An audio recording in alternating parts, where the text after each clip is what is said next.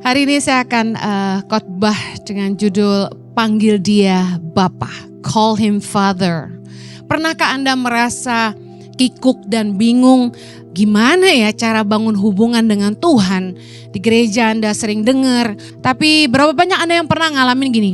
Ketika Anda bangun tidur atau mau tidur malam hari, sebenarnya Anda pengen doa. Cuma kayak bingung, gimana ya cara memulainya? Apa harus nyanyi dulu? Apa harus doa dulu atau baca firman dulu? Terus kalau mau nyanyi lagu apa? Nggak hafal juga. Terus kalau mau ngomong apa gitu? Ada yang pernah ngalamin gitu? Sometimes you just don't know how to approach God. Kayak kita nggak tahu datang ke Tuhan tuh gimana ya? Sebenarnya nggak ada yang salah, nggak ada yang benar sih. Cuma Tuhan kasih saya pewahyuan gini. Di dalam doa Bapa kami, dalam Matius 6 ayat yang ke-9. Dikatakan gini, karena itu berdoalah demikian. Yesus ngajarin kita kalau mau doa tuh kayak gini. Bapa kami yang di sorga, dikuduskanlah namamu. Saya gak akan bahas tentang doa Bapa kami. Tapi saya ingin Anda lihat bahwa Yesus memperkenalkan Allah sebagai Bapa. Yesus mengajarkan kepada kita bahwa hubungan yang Tuhan mau dengan kita adalah hubungan Bapa dengan anak. Yang mengerti katakan amin. Honestly, kita gak bisa lihat Tuhan. Saya percaya, biarpun kita udah dengar banyak khotbah, baca Alkitab, kadang kita bingung, ini sebenarnya real gak sih? Yang Anda harus tahu bahwa Tuhan itu nyata dan Dia hidup. Dia pemilik hidup kita. Amen. Kalau kita gak percaya bahwa Tuhan ada, abis ini kita mati, kita kemana? Kita kembali kepada Sang Pencipta, katakan amin. Gak usah pusing, kita belajar dari Yesus aja. Yesus mengenal Bapanya. 3 in 1, Dia berasal dari Bapa dan Dia kasih tahu kita, panggil aku Bapa. Kalau saya ke pedalaman, saya selalu memperkenalkan diri saya kepada anak-anak pedalaman. Halo, saya Mama Heni. Artinya saya pengen dipanggil Mama Heni. Saya gak mau dipanggil Nenek Heni. Saya gak mau dipanggil Tante Heni. Saya gak suka kata tante, mendingan panggil Auntie. Ya, saya bilang, saya Mama Heni, I introduce myself. Saya memperkenalkan diri saya sendiri sebagai Mama Heni. Kalau di gereja tentu saya bilang, mereka panggil Pastor Heni, mereka panggil Ci, mereka panggil Kak, mereka panggil apa aja terserah. Tapi begitu mereka menyentuh kata Tante, saya langsung bilang no. Mama Heni atau Kak Heni. Yesus memperkenalkan Allah sebagai Bapa. Dia mau kita memanggil Dia Bapa. He wants us to call Him Father. Kenapa? Hubungan yang Tuhan mau dengan kita adalah Bapa dengan anak. Why? Di sini letak intimacy yang Tuhan mau. Karena hubungan Bapa sama anak adalah hubungan yang everlasting, yang gak ada putusnya. Saya kasih tahu, suka gak suka sama Bapak Anda gak bisa putus hubungan sama Bapak Anda. Setuju, katakan amin. Orang tua saya pernah bilang gini, ada bekas suami, ada bekas istri, mantan pacar, tapi gak ada bekas papa, gak ada bekas mama. Papa mama kita, seburuk apapun mereka akan selalu jadi orang tua kita, katakan amin. Kenapa Tuhan mau hubungan yang kita punya dengan Dia adalah Bapa dengan anak? Karena seorang ayah itu punya bonding yang sangat-sangat kuat dengan anak dan sangat berarti buat kehidupan seorang anak. Keberadaan seorang bapa dan bagi anaknya itu gak tergantikan. Banyak anak-anak yang kehilangan figur ayah, hidupnya morat-marit. Kurang kasih bapa mengakibatkan banyak anak-anak muda kehilangan jati diri, gak punya confidence, gagal dalam hubungan, gagal dalam sekolah. Mereka bahkan banyak yang seks di luar nikah. Karena sederhana banget, mereka rindu punya figur papa. Dan Tuhan mau dalam hidup kita mengambil sosok terpenting dalam hidup seorang anak yaitu menjadi bapak kita. Katakan amin. Hubungan bapak sama anak itu everlasting. Enggak ada habisnya. Yeremia 3 ayat 19. Mari kita lihat apa kata Tuhan. 3, 2, 1 baca sama-sama. Tadinya pikirku, sungguh aku mau menempatkan engkau di tengah-tengah anak-anakku dan memberikan kepadamu negeri yang indah, milik pusaka yang paling permai dari bangsa-bangsa. Pikirku, engkau akan memanggil aku Bapakku dan tidak akan berbalik dari mengikuti aku. Lihat baik, Tuhan mau hubungan kita sama Tuhan itu gak ada habisnya. Everlasting. Bapak ingin kita jadi anak-anak yang gak akan pernah ninggalin dia. Mungkin anak-anak Anda ada yang kuliah di luar negeri.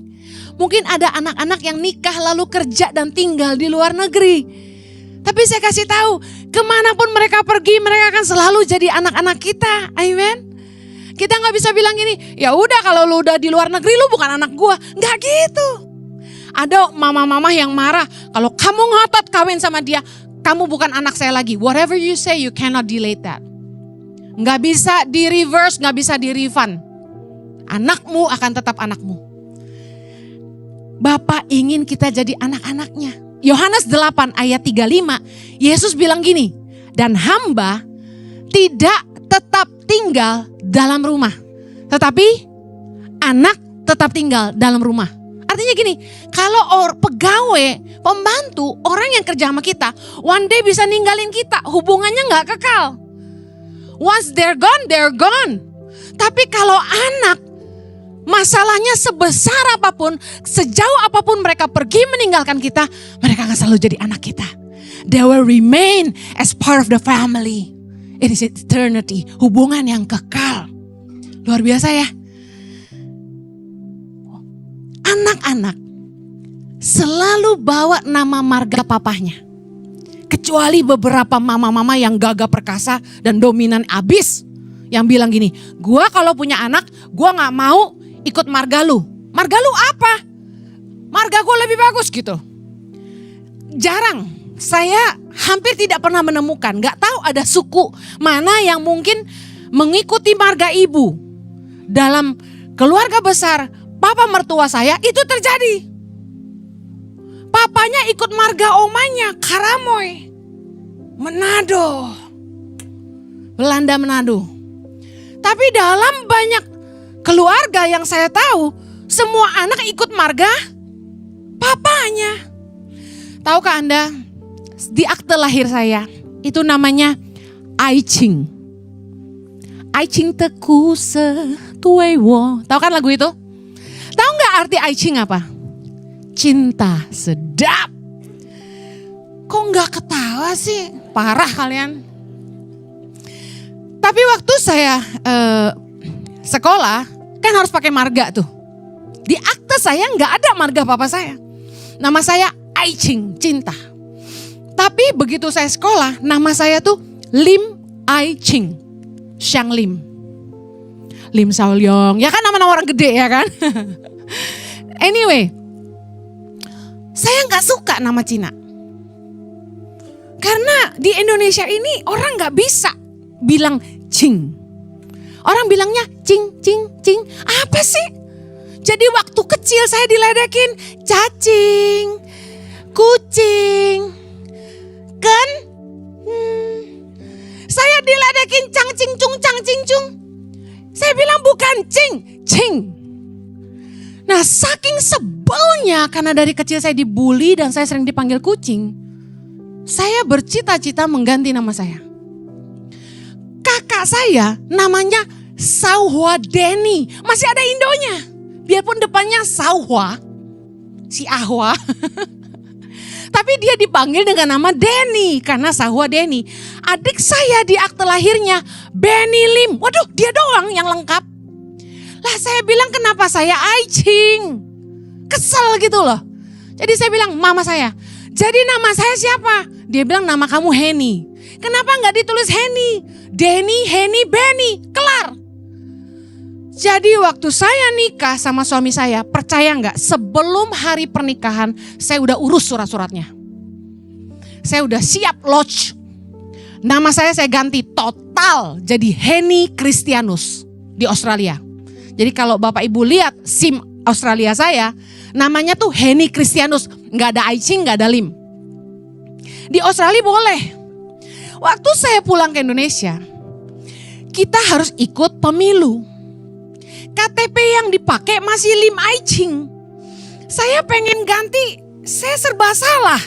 Ya udahlah, biar aja dia pakai KTP itu dulu supaya bisa ikutan milih, saya pikir gitu. Akhirnya ganti namanya telat. Waktu diurus ganti nama untuk jadi Henny Christianus sesuai dengan nama saya di Australia, ditolak. Kenapa? Harus pakai marga ayah kandung. Henny Christianus Lim. Jadi panjang. Di Australia nggak usah. Betapa kuatnya hubungan ayah dan anak. Kita nggak bisa buang marga. Di luar negeri, seandainya Anda Lawrence Wallace, terus Anda nikah sama John Ashley gitu, Anda harus jadi gini, Lauren Wallace Ashley, jadi 3 namanya. Jadi marga tuh begitu strong. Saya nggak tahu waktu saya ganti nama di sana kenapa mereka biarin nama saya jadi Christianus.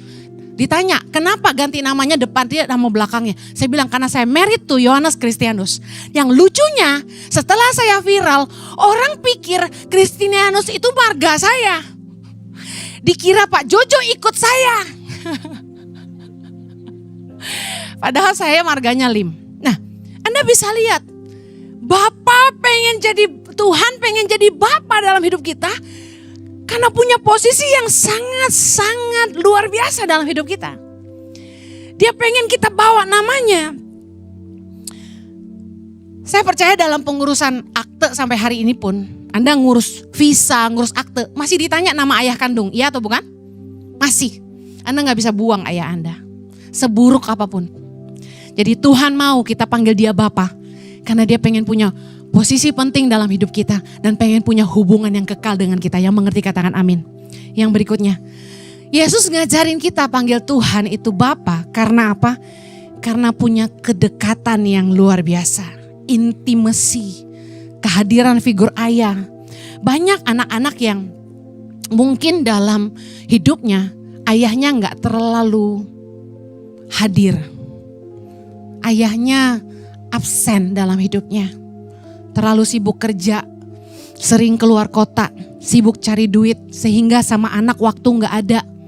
Sekalinya pulang ke rumah ketemu anak yang ada marah-marah. Jadi figur ayah menjadi rusak dalam hidupnya. Sosok ayah menjadi tidak terlalu penting. Sebenarnya kalau sampai itu terjadi, ada denial dalam hatinya.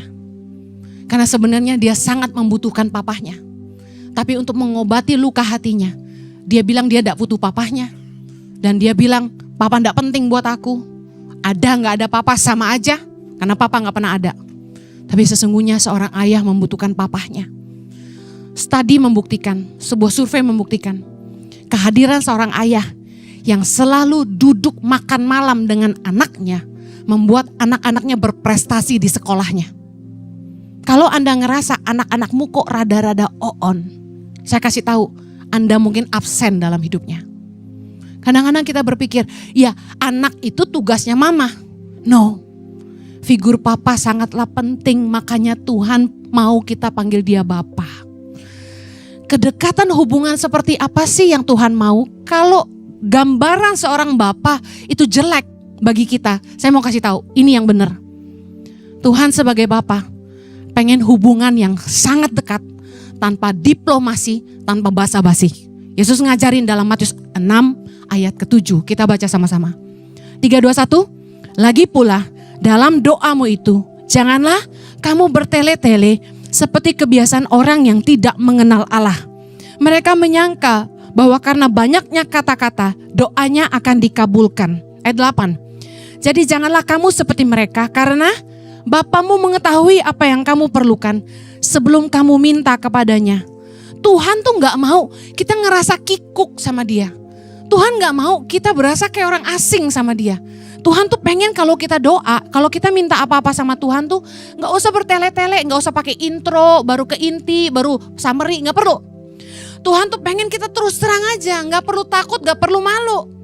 Kadang-kadang kita terlalu terintimidasi gini, aduh gue belum nyanyi, aduh gue belum baca firman, gue harus mulai dengan kata-kata apa? Nggak usah. Tuhan mau kita datang sama Tuhan itu kita ngerti kedekatan orang tua dan anak yang bisa ngomong apa aja. Saya nggak tahu bagaimana dengan rumah tangga Anda, tapi di rumah kami, anak-anak saya itu nggak kikuk, nggak malu, nggak kaku. Mereka kalau masuk ke kamar kami, mereka nggak perlu ketuk, mereka buka, jebret. Makanya bahaya ya, harus kunci pintu. Nah, anak-anak kami kalau sama suami saya, itu bercanda. Papanya tuh iseng banget. Pak Jojo punya figur yang 3 karakter. Sama jemaat lucu, sama kami galak, sama staf galak, tapi juga iseng. Isengnya banget. Anaknya tuh sampai kesel sama dia, sampai bilang gini, why are you iseng? Why? Anaknya lagi makan baik-baik, dia bisa comot makanan dari piringnya. Terus anaknya bilang gini, Papa, just take it yourself. Tuh di depan mata. Why you take from my plate? Sengaja ngeselin anaknya. Terus kalau anaknya suka dijauhin makanannya. Terus dia kalau megang tuh di bagian-bagian yang gak menyenangkan gitu. Kita lagi duduk baik-baik. Dia bisa taruh tangan di bawah kuping gini. Mau ngapain? Ini mau ngapain? Dia iseng aja. Terus nanti dia taruh di pinggang gini. Gak jelas, telunjuknya diam di situ. Terus kita liatin dia. Kenapa? Dia pasang muka-muka kayak lucu gitu. Terus nanti dia pegang bawah kuping kita gini. Kan aneh kan, orang lagi duduk baik-baik, lagi nonton film, dipegang kupingnya. Papa, what's wrong with you? Gitu kan anaknya. Isengnya ampun. Tapi saya perhatikan anak saya sama bapaknya tuh gak kaku. Dia masuk ke kamar kami, nanti dia mau pergi, dia cium papanya. Dia bisa dipangku sama papanya, dipeluk sama papanya. Begitu akrab, begitu intim, begitu dekat. Dan kalau dia mau apa-apa, dia bilang gini, Papa, my headphone is broken. Udah langsung gitu aja. Yang artinya gini, dia gak perlu bilang gini, Papa beliin headphone dong. Papa tahu kan headphone yang aku beli itu umurnya udah 2 tahun. Papa tahu kan, katakanlah pemakaian headphone 2 tahun itu harganya sekian. Jadi sebenarnya Pak, itu value-nya sangat murah. Nah sekarang Pak, aku itu rusak. Ya kan? Kalau menurut Papa, sebaiknya aku beli lagi atau enggak? Enggak gitu. Jelimet banget. Diplomatik banget, gak perlu. Anak saya gak perlu bilang gini, Papa Jojo yang ganteng. Papa baik deh. Handphone aku rusak. Boleh minta yang baru? Gak usah. Anak saya langsung gini, Papa, my headphone is broken. Yang artinya, beliin dong. Dan ternyata Tuhan tuh mau kita kayak gitu sama Tuhan. Gak usah kaku-kaku. Of course kita harus penuh penghormatan kepada bapak kita. Anak saya sangat hormat sama bapaknya karena takut sama dia. Ya, gak berani dia macam-macam kalau papanya udah marah. Tetapi dia bebas ngomong apa aja sama papanya. Di satu sisi kita harus menghormati Tuhan sebagai bapak kita, mengagungkan dia karena dia raja. Tapi kita bisa ngomong apa aja sama bapak kita. Tuhan, bisnis sepi nih, customer gak ada. Gimana nih kalau bulan ini gak ada pemasukan? Ntar istri saya marah-marah lagi gak ada setoran. Ngomong kayak gitu aja sama Tuhan, santai banget. Tuhan, pusing nih punya istri bawel. Bikin dia diam dikit dong Tuhan, capek dengernya. Ngomong aja seenaknya. Gantian sekarang ya istri doa. Tuhan, suami saya kaku, gak perhatian. Saya kurang tati tayang Tuhan. Coba Tuhan kilik-kilik dikit biar dia lebih romantis. Tuhan, suami saya pelit. Kalau ngasih uang sayur sedikit. Dong Tuhan, tolong dong lembutin hatinya. Biar kali-kali ngasih lebih napa. Ngomong aja sama Tuhan. Sedekat itu.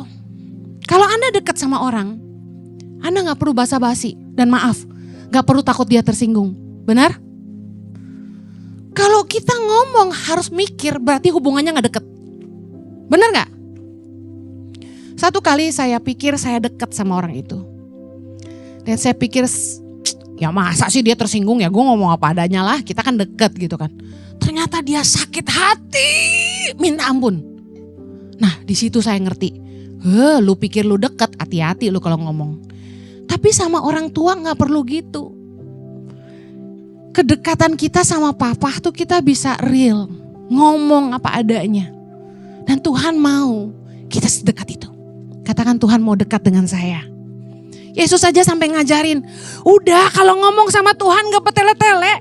Tuhan tahu yang lu mau, persis kayak anak saya tadi. Dia cukup bilang gini, papa headphone aku rusak. Jojo tahu gak yang dia mau apa? Udah tahu, sesimpel itu. Yang mengerti katakan amin. Yang terakhir, Yesus ngajarin kita manggil Allah itu Bapa. Kenapa? Karena Tuhan pengen kita memandang Dia sebagai sumber dalam hidup kita, penyedia dalam hidup kita. Anda tahu dalam bahasa Ibrani, Bapa itu Abba. Katakan Abba. Abba punya pengertian sumber. Makanya bapak-bapak, kalau anakmu panggil kamu papa tapi kamu gak kerja, Anda salah.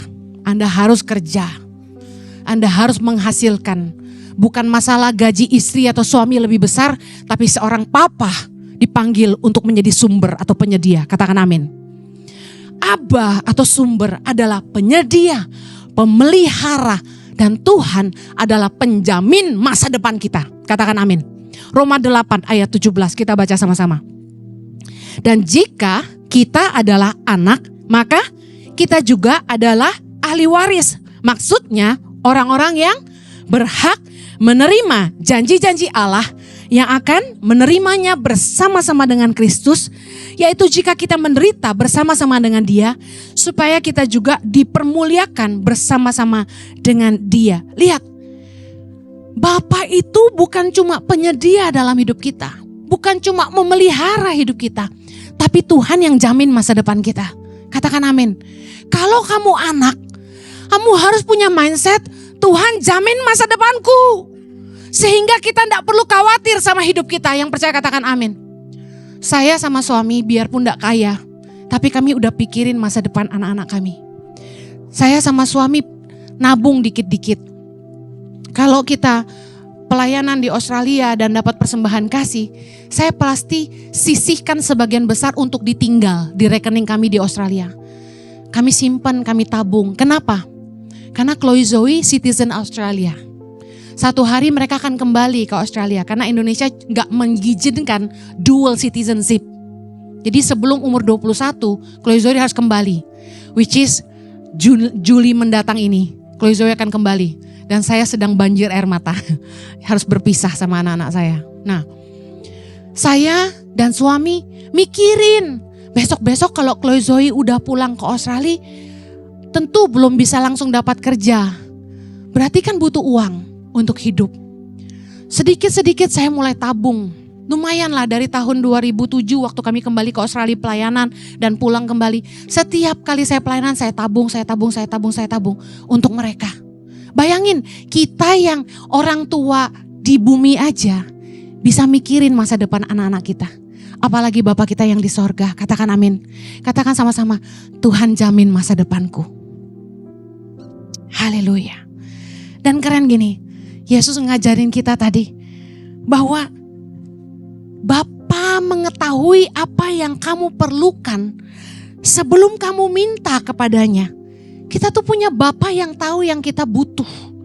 Makanya Yesus pesen dalam Matius 6 supaya kita jangan khawatir sama hidup kita. Orang-orang yang gak mengenal Allah, mereka gak kenal Tuhan, mereka gak ngerti bahwa Dia Bapa. Itu adalah orang-orang dunia yang pikirannya masih dunia dan selalu khawatir dengan hidupnya. Tapi kita sebagai anak-anak Allah yang memanggil Dia Bapa, kita harus percaya Dia sumber dalam hidup kita. Dia menyediakan yang kita butuhkan. Katakan amin. Saya percaya gini, gak ada anak Tuhan yang kekurangan. Tapi seringkali yang kita inginkan melampaui yang kita butuhkan. Yang bikin kita stres bukan karena kebutuhan kita tidak tercukupi. Yang bikin kita stres adalah karena kita tidak bisa mengendalikan keinginan kita sendiri. Firman Tuhan berkata, engkau dicobai oleh keinginanmu sendiri. Dalam Matius 6 ayat 25-26. Saya mau kita baca sama-sama. 3, 2, 1. Karena itu aku berkata kepadamu, janganlah khawatir akan hidupmu, akan apa yang hendak kamu makan atau minum. Dan janganlah khawatir pula akan tubuhmu, akan apa yang hendak kamu pakai. Bukankah hidup itu lebih penting daripada makanan, dan tubuh itu lebih penting daripada pakaian. Ayat 26. Pandanglah burung-burung di langit yang tidak menabur dan tidak menuai dan tidak mengumpulkan bekal dalam lumbung, namun diberi makan oleh Bapamu yang di sorga. Bukankah kamu jauh melebihi burung-burung itu? Kasarnya gini, aduh, kalau burung aja Tuhan pelihara, apalagi saya manusia. Katakan sama-sama, kalau burung-burung saja Tuhan pelihara, apalagi saya manusia. 3, 2, 1. Kamu jauh lebih berharga dibanding burung-burung itu, kata Yesus. Kalau burung, bunga bakung Tuhan pelihara, apalagi kita. Jangan pernah khawatir sama hidupmu. Saya yakin 100% tidak ada anak Tuhan yang kekurangan. Yang mereka khawatirkan sebenarnya lebih jauh melampaui yang mereka butuhkan. Anda tahu dalam ayat 32 dikatakan gini, semua itu dicari bangsa-bangsa yang tidak mengenal Allah. Akan tetapi Bapamu yang di sorga, lihat, orang dunia tidak kenal dia. Tapi kita yang menjadi anak-anaknya dan memanggil dia Bapa, dengar. Akan tetapi Bapamu yang di sorga tahu bahwa kamu memerlukan semuanya itu. Tetapi carilah dahulu kerajaan Allah dan kebenarannya, maka semuanya itu ditambahkan kepadamu. Dengar baik. Saya bersyukur Tuhan itu kasih pewahyuan gini. Berkat itu cuma akibat. Berkat itu ditakdirkan untuk mengikuti kita. Kebajikan dan kemurahan Tuhan akan mengikuti kamu kemanapun kamu pergi. Katakan amin. Tapi apa yang harus kita kejar? Yang harus kita kejar adalah kehendak Tuhan dalam hidup kita. Kerajaan Allah bicara soal kehendak Allah dalam hidup kita. Yang kita cari itu bukan harta. Harusnya yang kita cari itu kehendak Allah. Kenapa? Ketika kita ngerti kehendak Allah, ketika kita hidup di dalam kebenarannya, kita jadi menemukan benih yang Tuhan tanam dalam hidup kita. Yang otomatis begini, kita dikasih tahu, kamu mungkin bisa banyak hal, tapi inilah kekuatan yang kamu miliki dalam hidupmu yang Tuhan kasih, dan itu kekuatan yang paling besar. Dengan kekuatan itu bukan hanya kita menggenapi kehendak Allah, tapi kita diberkati Tuhan. Saya kasih contoh hidup saya. Saya ini mana pernah tahu bahwa saya tuh dipanggil Tuhan jadi pengkhotbah. Gak pernah tahu. Saya kerja pernah jadi kasir waktu sekolah. Saya kerja pernah masak, pernah bikin kafe, jadi barista. Saya pernah punya kafe di Australia. Dan guess what? Itu bukan kekuatan terbesar saya. Saya gak paham kopi seperti barista-barista yang ahli. Saya penikmat kopi, pencinta kopi. Dikit banget pengetahuan saya tentang kopi. Tapi I'm not the greatest barista. Dan saya begitu tahu bahwa Tuhan panggil saya ke Indonesia. Yang saya pikir juga bukan buka gereja. Yang Tuhan taruh di hati saya nomor satu, saya harus nolong orang keluar dari kemiskinan. Saya pikir itu aja panggilan saya. Saya harus jadi sociopreneur. Bikin usaha, nolong orang miskin, kasih anak-anak miskin sekolah, udah gitu aja. Tapi ternyata karena saya nemu passion yang Tuhan kasih adalah orang-orang miskin, karena saya paling nggak tahan kalau orang tuh susah. Ternyata Tuhan tunjukin ke saya, kekuatan terbesar dalam hidup saya bukan hanya belas kasihan dan memberi, tapi kekuatan saya yang lain adalah berkhotbah. Karena saya terpaksa harus cari dana. Satu-satunya pintu yang terbuka waktu itu adalah undangan khotbah. Percayalah setengah mati memulainya. Saya ketakutan, saya nggak ngerti gimana harus khotbah. Meskipun di Australia saya sering khotbah di anak-anak muda. Tapi beda sama Indonesia. Pelan-pelan Tuhan mengasah saya. Skill saya dipertajam. Saya banyak belajar dari suami saya. Saya banyak belajar, saya baca, saya merenung firman Tuhan. Saya dedikasi waktu saya. Kalau Tuhan panggil saya jadi pengkhotbah, udah pasti waktu yang terbanyak yang saya harus investasikan adalah belajar firman. Jadi saya mulai belajar lagi, saya sempat sekolah Alkitab lagi di sini. Sampai S2.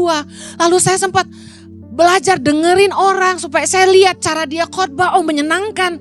Dan saya tidak menyangka Tuhan kasih saya kemampuan berkhotbah dengan cara saya sendiri. Dan pengurapan Tuhan di atas mimbar ini yang membuat saya mampu mendeliver isi hati Tuhan tanpa saya perlu pikirin. Saya gak perlu ngoyo, saya cukup renungin firman, siapin catatan dan khotbah aja. Nah, saya lihat bagaimana Roh Kudus bekerja dan menjamah hati banyak orang di seluruh dunia ini, orang-orang Indonesia, yang kemudian bilang sama saya, pernikahannya dipulihkan. Dia tidak jadi cerai sama suaminya. Dia hidup dalam percabulan, dia mau bertobat sungguh-sungguh. Dia mau balik sama Tuhan. Dan banyak anak muda yang kontak saya dan merasa khotbah saya menolong mereka dan lain sebagainya. Dan saya kasih tahu, itu gak akan pernah saya temukan kalau saya gak mengejar dulu kerajaan Allah. Apa yang jadi kehendaknya dalam hidup saya. Apa yang terjadi? Begitu kamu jadi excellent di dalam salah satu skill yang Tuhan percayakan hidupmu, kamu dibayar mahal. Orang akan cari kamu. Kamu akan dipromosi. Orang akan cari kamu. Karena orang akan cari yang bagus, betul gak? Inilah maksud firman Tuhan bahwa hey, yang kamu kejar jangan harta. Yang kamu kejar itu kerajaan Allah dan kebenarannya. Maka semuanya akan ditambahkan. Semua ditambahkan tuh apa? Semua yang kita butuhkan. Uang gak pernah jadi tujuan saya. Saya gak pernah matre. Dari saya masih sangat muda, saya pacaran, saya gak pernah pilih cowok yang kaya. Pokoknya yang saya suka. Makanya dalam pelayanan pun, saya sama Pastor Jojo gak nyolong-nyolong duit pelayanan, gak. Waktu kami ngerintis Yayasan Tangan Pengharapan, kami gak minta gaji. Padahal kasarnya yang cari duit juga kita. Asuransi kesehatan saya bayar sendiri. Suami saya bayar sendiri. Anak-anak saya bayar sendiri. Yayasan gak tanggung asuransi kesehatan kami. Bayangin, padahal kalau saya kerja buat yayasan, saya sakit, yayasan juga gak ngurus saya. Saya kasih tahu, Tuhan itu pelihara saya sama suami saya. Mari, lihat dia sebagai Bapa, sumber dalam hidup kita. Yang menyediakan semua yang kita butuhkan. Dan percayalah, karena dia Bapa, dia gak akan biar kita kekurangan. Katakan amin. Mari panggil dia Bapa. Karena dia pengen dekat dengan kita. Dia pengen punya posisi yang penting dalam hidup kita. Dia pengen punya hubungan yang gak pernah akhir, putus. Dan yang terakhir, dia pengen Anda tahu, dia akan pelihara hidupmu dan jamin masa depanmu. Mari berdoa. Bapa kami yang di sorga, dikuduskanlah namamu. Datanglah kerajaanmu. Jadilah kehendakmu di bumi seperti dalam surga. Berkatilah umatmu Tuhan. Biarlah dalam hidup mereka boleh mengenal Engkau secara pribadi. Dan mereka punya kerinduan untuk lebih lagi mengenalmu. Dan memanggil Engkau Bapa. Yuk ambil waktu sebentar. Masing-masing doa, panggil dia Bapa.